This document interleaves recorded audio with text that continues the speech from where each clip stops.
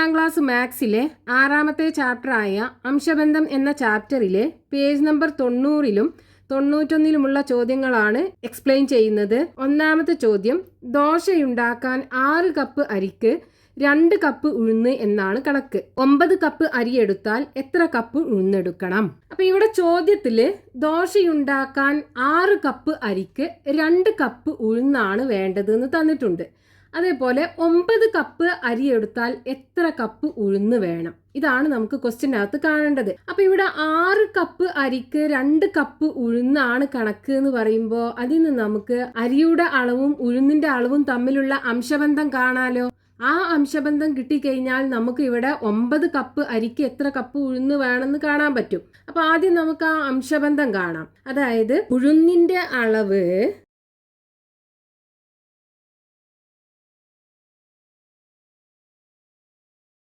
അംശബന്ധം അല്ലെങ്കിൽ ഉഴുന്നിന്റെ അളവ് ഈസ്റ്റു അരിയുടെ അളവ് ഈക്വൽ ടു എന്ത് വരും? 6 കപ്പ് അരിക്ക് 2 കപ്പ് ഉഴുന്ന് എന്നാ പറഞ്ഞത്. അപ്പൊ ഉഴുന്നിന്റെ അളവ് 2 ആണെന്നുണ്ടെങ്കിൽ അരിയുടെ അളവ് 6 കപ്പ്. അപ്പൊ ഇനി അംശബന്ധം എന്ന് പറയുമ്പോൾ ഏറ്റവും ചെറിയ ഫോമിലാകണ്ടേ? അപ്പൊ ഇതിനെ നമുക്ക് ഇനിയും ചെറുതാക്കാൻ പറ്റും. 2നെയും 6നെയും 2 കൊണ്ട് ഹരിക്കാൻ പറ്റും. അപ്പോൾ 2നെ 2 കൊണ്ട് ഹരിച്ചു കഴിഞ്ഞാൽ 1 കിട്ടും. ഇനി 6നെ 2 കൊണ്ട് ഹരിച്ചു കഴിഞ്ഞാൽ 3 കിട്ടും. ഇനി ഇതിനെ നമുക്ക് ചെറുതാക്കാൻ പറ്റൂല. 1നും 3നും കോമൺ ആയിട്ട് ഒരു ഘടകങ്ങളും ഇല്ല. അപ്പോൾ ഉഴുന്നും അരിയും തമ്മിലുള്ള അംശബന്ധം 1:3 ആണ്. ഇനി നമുക്ക് അരിയുടെ അളവ് തന്നിട്ടുണ്ട്. അരിയുടെ അളവ് ഈക്വൽ ടു 9 കപ്പാണെന്ന് തന്നിട്ടുണ്ട്. നമുക്ക് എന്ത് ചെയ്യണം? ഈ ഉഴുന്നിന്റെ അളവ് കാണണം. അപ്പൊ ഇവിടെ നോക്കൂ, ഇവിടെ നമുക്ക് അംശബന്ധം കിട്ടി. ഇതിനെ നമുക്ക് എന്ത് ചെയ്യാം?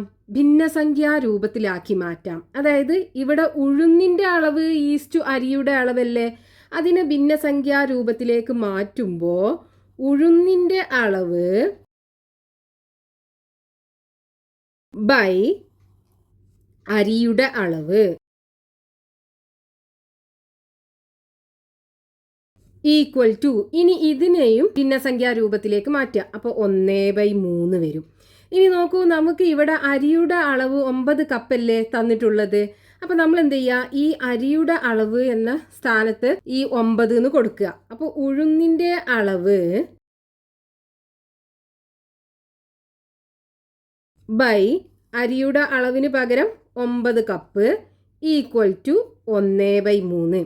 ഇനി ഈ 9നെ ഈ ഈക്വൽ ടുവിൻ്റെ വലത്തെ സൈഡിലേക്ക് കൊണ്ടുവരാം. അപ്പോൾ ഉഴുന്നിൻ്റെ അളവ് ഈക്വൽ ടു ഇവിടെ 1/3 ഉണ്ട്. ഇനി ഈ 9 ഇവിടെ ഹരിക്കുകയാണ്. അപ്പോൾ ഇതിനെ ഇപ്പുറത്തേക്ക് കൊണ്ടുവരുമ്പോൾ അതും ഗുണനായി മാറും. അപ്പോൾ എന്ത് വരും? 1 ഗുണിക്കണം 9 9 വരും. 9/3 ഈക്വൽ ടു 3. അപ്പോൾ ഉഴുന്നിൻ്റെ അളവ് എന്തായിരിക്കും? 3 കപ്പ്. അതായത് 9 കപ്പ് അരി എടുക്കുകയാണെന്നുണ്ടെങ്കിൽ 3 കപ്പ് ഉഴുന്നെടുക്കണം. ഇനി പേജ് നമ്പർ 91ലെ 2ാമത്തെ ചോദ്യം, വീട്ടിലെ ചുവർ തേയ്ക്കുന്നതിന് സിമന്റും മണലും 1:5 എന്ന അംശബന്ധത്തിലാണ് ഉപയോഗിച്ചത്. ഇതിനായി 45 ചാക്ക് സിമന്റ് വാങ്ങി. എത്ര ചാക്ക് മണൽ വാങ്ങണം? അപ്പൊ ഇവിടെ നമുക്ക് ചോദ്യത്തില് ചുവര് തേക്കുന്നതിനായിട്ട് സിമന്റും മണലും ഉപയോഗിക്കേണ്ട റേഷ്യോ, അതായത് അംശബന്ധം നമുക്ക് തന്നിട്ടുണ്ട്. 1:5 ആണ്. ഇനി സിമന്റ് 45 ചാക്ക് വാങ്ങുകയാണെന്നുണ്ടെങ്കിൽ എത്ര ചാക്ക് മണൽ വാങ്ങണം? ഇതാണ് നമുക്ക് കാണേണ്ടത്. അപ്പൊ ഇവിടെ സിമന്റും മണലും ഉപയോഗിക്കേണ്ട റേഷ്യോ, അതായത് അംശബന്ധം നമുക്ക് തന്നിട്ടുണ്ട്. നമുക്ക് ആ അംശബന്ധം ആദ്യം എഴുതാം. സിമന്റും മണലും തമ്മിലുള്ള അംശബന്ധം എന്ന് പറയുമ്പോൾ സിമന്റിന്റെ അളവ്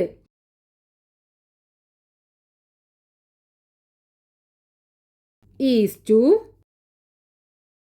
മണലിൻ്റെ അളവ് ഈക്വൽ ടു 1:5 എന്ന അംശബന്ധത്തിലാണ്. ഇതിനി നമുക്ക് ചെറുതാക്കാൻ പറ്റൂല. അത് അതിൻ്റെ ഏറ്റവും ഷോർട്ട് ഫോമിലാണുള്ളത്. ഇനി ഇവിടെ നമുക്ക് എത്ര ചാക്ക് സിമന്റ് ആണ് വാങ്ങിയത് എന്ന് തന്നിട്ടുണ്ടല്ലോ. അതായത് സിമന്റിന്റെ അളവ് നമുക്ക് തന്നിട്ടുണ്ട്.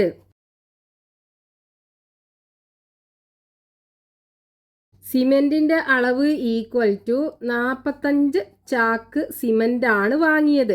ഇനി എത്ര ചാക്ക് മണലാണ് വാങ്ങേണ്ടത് എന്നാണ് നമുക്ക് കാണേണ്ടത്. അപ്പൊ നമുക്ക് എന്ത് ചെയ്യാം, ഇവിടെ ഈ അംശബന്ധത്തെ ഭിന്നസംഖ്യാ രൂപത്തിലാക്കി മാറ്റാം. ഇതിനെ ഭിന്നസംഖ്യാ രൂപത്തിലാക്കുമ്പോൾ സിമന്റിന്റെ അളവ്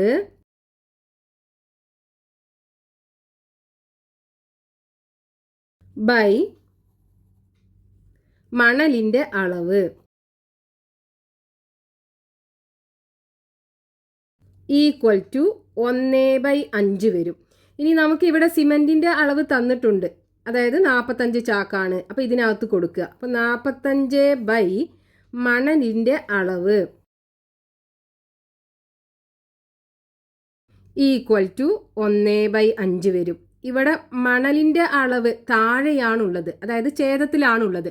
അതാണ് നമുക്ക് കാണാനുള്ളത്. അപ്പം നമ്മൾ എന്ത് ചെയ്യുക, ഇത് മുകൾക്കാക്കാനായിട്ട് ഇത് രണ്ടിൻ്റെയും വിൽക്രമം എടുക്കുക. ഈ രണ്ട് ഭിന്നസംഖ്യകളെയും വിൽക്രമം എടുക്കുക.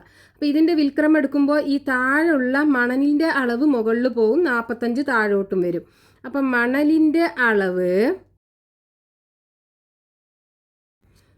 ബൈ 45 ഈക്വൽ ടു ഇതിൻ്റെ വിൽക്രമം എടുക്കുമ്പോൾ 5 മുകൾക്ക് പോകും, 1 താഴോട്ടും വരും. ഇനി നമുക്ക് മണലിൻ്റെ അളവ് കാണാം. മണലിൻ്റെ അളവ് ഈക്വൽ ടു ഇവിടെ 5 ഉണ്ട്. ഈ 45 എങ്ങോട്ട് കൊണ്ടുപോകുമ്പോൾ അത് ഗുണനായി മാറും. അപ്പോൾ 5 × 45 എത്ര വരും? 45 ഗുണിക്കണം 5, 5 × 5 25, 5 ബാക്കി 2, 4 × 5 20, 20ക്ക് 2 കൂട്ടുമ്പോൾ 22. അപ്പോൾ 225 ചാക്ക് മണലാണ് നമ്മൾ 45 ചാക്ക് സിമൻറ്റ് വാങ്ങുകയാണെന്നുണ്ടെങ്കിൽ വാങ്ങേണ്ടത്. അടുത്തത് മൂന്നാമത്തെ ചോദ്യം. വീടിന് ചായം തേക്കുമ്പോൾ 12 ലിറ്റർ ചായത്തിൻ്റെ കൂടെ 8 ലിറ്റർ ടെർപ്പൻറ്റൈനും ആണ് ചേർത്തത്. 15 ലിറ്റർ ചായത്തിൻ്റെ കൂടെ എത്ര ലിറ്റർ ടെർപ്പൻറ്റൈൻ ചേർക്കണം? അപ്പം ഇവിടെ നമുക്ക് ചോദ്യത്തിൽ തന്നിട്ടുള്ളത് വീടിന് ചായം തേക്കുമ്പോൾ 12 ലിറ്റർ ചായത്തിൻ്റെ കൂടെ 8 ലിറ്റർ ടെർപ്പൻറ്റൈന് ചേർക്കണം. അപ്പം ഇതിന് നമുക്ക് ഈ ചായത്തിൻ്റെയും ടെർപ്പൻറ്റൈൻ്റെയും അളവുകൾ തമ്മിലുള്ള അംശബന്ധം കാണാൻ പറ്റും. ഇനി നമുക്ക് കാണാൻ പറഞ്ഞിട്ടുള്ളത് എന്താണ്? 15 ലിറ്റർ ചായമാണ് എടുക്കുന്നത് എന്നുണ്ടെങ്കിൽ അതിൻ്റെ കൂടെ എത്ര ലിറ്റർ ടെർപ്പൻറ്റൈൻ ആണ് ചേർക്കേണ്ടത്? ഇതാണ് കാണേണ്ടത്. അപ്പൊ ആദ്യം നമുക്ക് ആ അംശബന്ധം ഉണ്ടാക്കിയെടുക്കാം. അതായത് ചായത്തിന്റെ അളവും ടെർപ്പൻറ്റൈൻ്റെ അളവും തമ്മിലുള്ള അംശബന്ധം. അപ്പൊ ചായത്തിന്റെ അളവ് ഈസ്റ്റു ടെർപ്പൻറ്റൈൻ്റെ അളവ്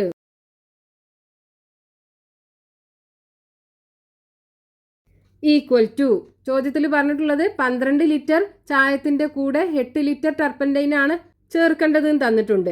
അപ്പോൾ ചായത്തിൻ്റെ അളവ് 12 ലിറ്റർ ആണെന്നുണ്ടെങ്കിൽ ടെർപ്പൻറ്റൈൻ്റെ അളവ് 8 ലിറ്റർ. ഇനി ഇതിനെ നമുക്ക് ചെറുതാക്കണം. അംശബന്ധം എന്ന് പറയുമ്പോൾ ഏറ്റവും ചെറിയ രൂപത്തിലാകണ്ടേ. അപ്പോൾ ഇത് രണ്ടിനെയും നമുക്ക് 4 കൊണ്ട് ഹരിക്കാലോ. 12നെ 4 കൊണ്ട് ഹരിച്ചാൽ 3 കിട്ടും, 8നെ 4 കൊണ്ട് ഹരിച്ചാൽ 2 കിട്ടും. അപ്പോൾ ചായത്തിൻ്റെ അളവും ടെർപ്പൻറ്റൈൻ്റെ അളവും തമ്മിലുള്ള അംശബന്ധം 3:2 കിട്ടി. ഇനി നമുക്ക് ചോദ്യത്തിൽ ഈ ചായത്തിൻ്റെ അളവ് തന്നിട്ടുണ്ട്. അതായത് ചായത്തിൻ്റെ അളവ് ഈക്വൽ ടു 15 ലിറ്റർ ആണെന്ന് തന്നിട്ടുണ്ട്. നമുക്ക് എന്ത് ചെയ്യണം? ടെർപ്പൻറ്റൈൻ്റെ അളവ് കാണണം. അപ്പം നമുക്ക് ആദ്യം ഈ അംശബന്ധത്തെ ഭിന്നസംഖ്യാ രൂപത്തിൽ എഴുതാം. അപ്പം ചായത്തിൻ്റെ അളവ് ബൈ ടെർപ്പൻറ്റൈൻ്റെ അളവ്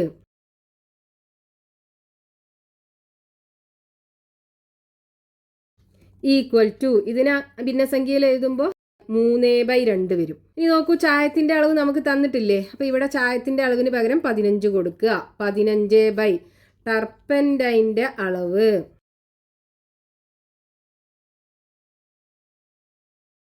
ഈക്വൽ ടു 3/2 വരും.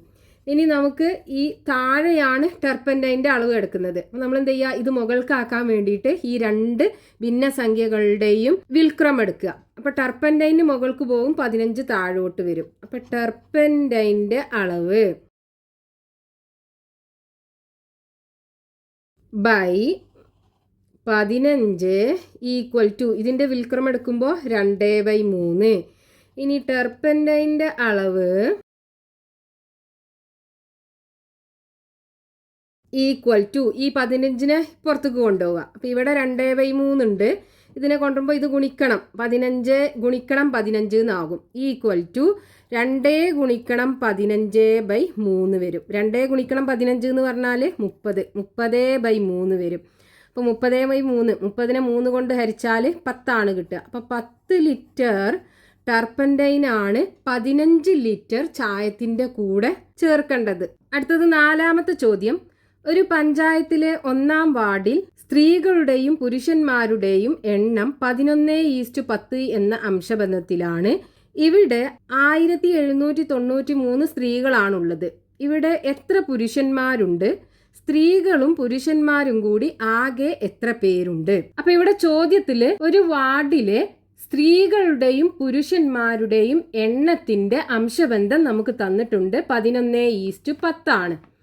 ഇനി ആ വാർഡില് 1793 സ്ത്രീകളുണ്ടെങ്കിൽ പുരുഷന്മാരുടെ എണ്ണം നമുക്ക് കണ്ടുപിടിക്കണം. അതേപോലെ സ്ത്രീകളും പുരുഷന്മാരും കൂടി ആകെ എത്ര പേരുണ്ട് എന്ന് കാണും വേണം. അപ്പൊ ആദ്യം നമുക്ക് ആ അംശബന്ധം എഴുതാം. എന്താ തന്നിട്ടുള്ളത്? സ്ത്രീകളുടെ എണ്ണവും പുരുഷന്മാരുടെ എണ്ണവും തമ്മിലുള്ള അംശബന്ധമല്ലേ തന്നിട്ടുള്ളത്. അതായത് സ്ത്രീകളുടെ എണ്ണം ഈസ്റ്റു പുരുഷന്മാരുടെ എണ്ണം ഈക്വൽ ടു 11:10. ഇവിടെ 11നും 10നും കോമൺ ആയിട്ട് ഒരു ഘടകങ്ങളും ഇല്ല. നമുക്ക് ഇതിനെ ചെറുതാക്കാനൊന്നും പറ്റൂല. റേഷ്യോ 11:10 തന്നെയാണ് ഉണ്ടാകുക. അതായത് അംശബന്ധം 11:10. ഇനി നമുക്ക് ഇവിടെ സ്ത്രീകളുടെ എണ്ണം തന്നിട്ടുണ്ട്. സ്ത്രീകളുടെ എണ്ണം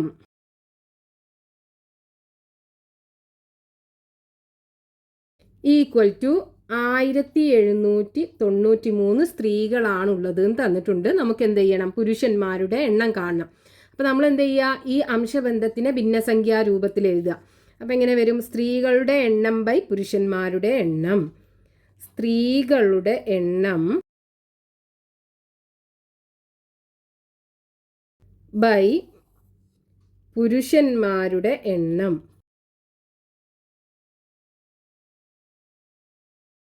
ഈക്വൽ ടു, ഇതിന് ഭിന്നസംഖ്യാ രൂപത്തിൽ എഴുതുമ്പോൾ 11/10. ഇനി നമുക്ക് സ്ത്രീകളുടെ എണ്ണല്ലേ ഇവിടെ തന്നിട്ടുള്ളത്? 1793 ബൈ പുരുഷന്മാരുടെ എണ്ണം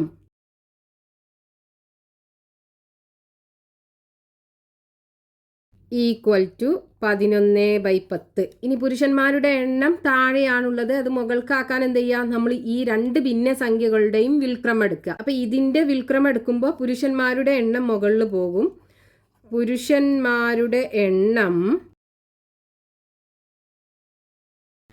ബൈ സ്ത്രീകളുടെ എണ്ണം 1793 ഈക്വൽ ടു ഇതിൻ്റെ വിൽക്രമം എടുക്കുമ്പോൾ 10/11 വരും. ഇനി പുരുഷന്മാരുടെ എണ്ണമാണ് നമുക്ക് കാണേണ്ടത്. അപ്പോൾ പുരുഷന്മാരുടെ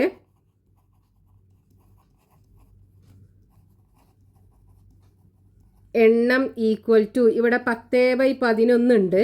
ഈ 1793 ഈ ഈക്വൽ ടുവിൻ്റെ ഇപ്പുറത്തേക്ക് കൊണ്ടുവരിക.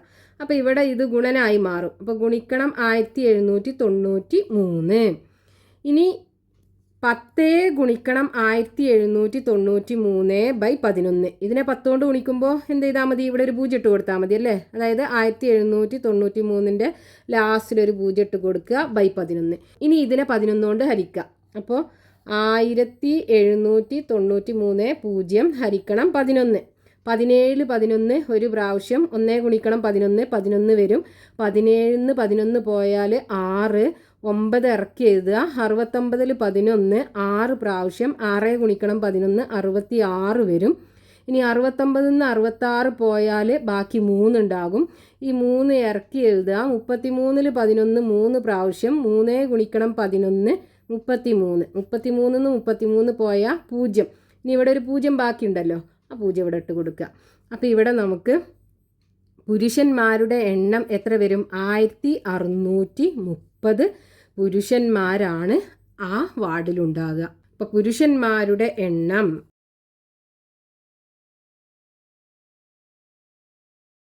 Equal to 1630. ഇനി നമ്മളോട് ചോദ്യത്തിൽ സ്ത്രീകളും പുരുഷന്മാരും കൂടി ആകെ എത്ര പേരുണ്ടെന്ന് ചോദിച്ചിട്ടില്ലേ?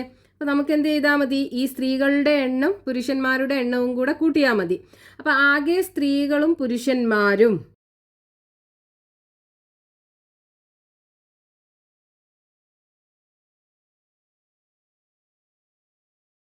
ഈക്വൽ ടു എന്ത് ചെയ്യുക, സ്ത്രീകളുടെ എണ്ണം 1793 കൂട്ടണം പുരുഷന്മാരുടെ എണ്ണം 1630.